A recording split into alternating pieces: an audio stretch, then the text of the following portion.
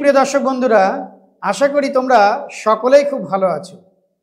আজকের ভিডিওতে আমি তোমাদেরকে আরও একটা গুরুত্বপূর্ণ খবর শেয়ার করব।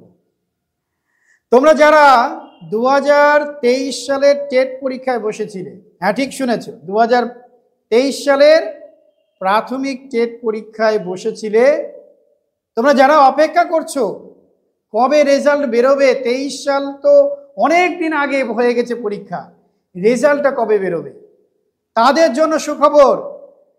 প্রাইমারি পর্ষদ সভাপতি এই রেজাল্ট তৈরি, তার রেজাল্ট তৈরি করা আছে, শুধুমাত্র চাই একটা উচ্চ নেতৃত্বের।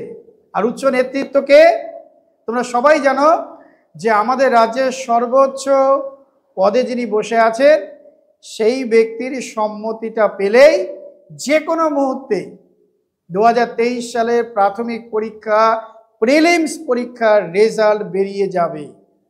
এবং প্রাথমিক শিক্ষক নিয়োগের জন্য মাননীয় পর্ষদ সভাপতি মহাশয় প্রস্তুত আছেন সব রকমভাবে। এটা গতকাল টিভি নিউজ 18 বাংলাতে খবর সম্প্রচারিত হয়েছে। তোমরা যারা এই খবরটি দেখোনি তারা নিউজ 18 টিভি চ্যানেলে গিয়ে অবশ্যই দেখতে পারো। সেখানে পরিষ্কারভাবে বলা হচ্ছে যে 2023 সালের রেজাল্ট কিন্তু রেডি, শুধু চাই একটা সম্মতি।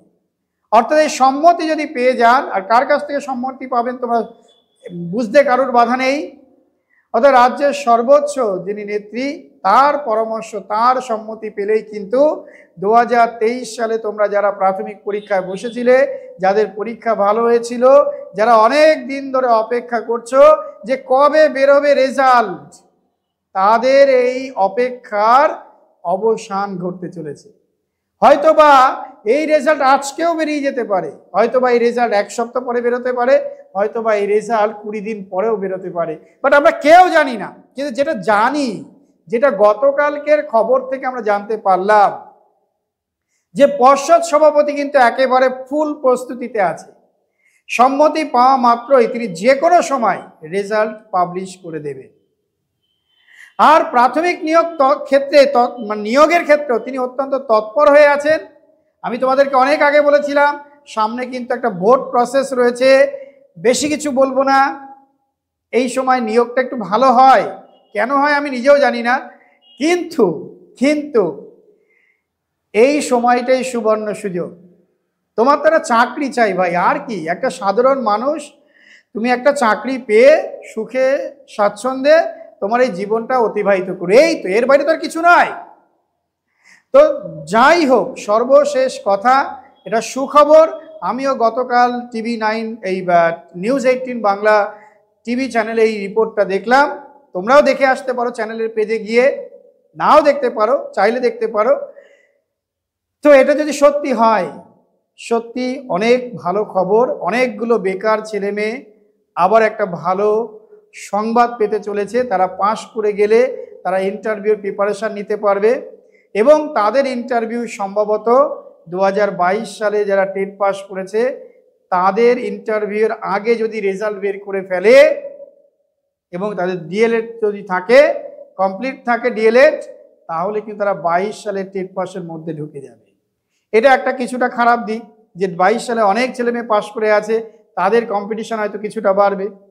কিন্তু কি করা যাবে, বেকারত্বের অভাব, বেকারত্ব এত পরিমাণে বেড়েছে যে মানুষ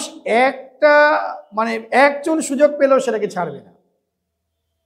তাই জন্য ভালো মন্দ মিলিয়ে যাই হোক, রিক্রুটমেন্ট প্রসেসিং অবস্থায় থাকুক, চলুক।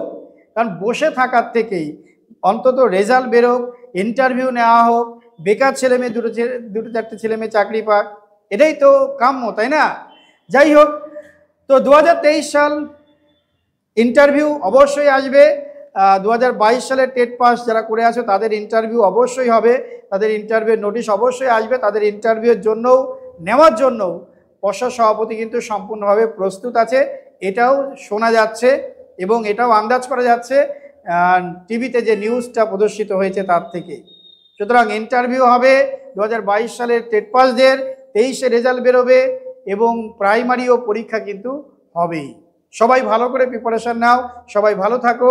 এই সুখবরটা তোমাদের সামনে আনার জন্য আমি ছোট্ট ভিডিওর মাধ্যমে আসলাম। আবার নতুন কোনো ভিডিওতে দেখা হবে। বাই।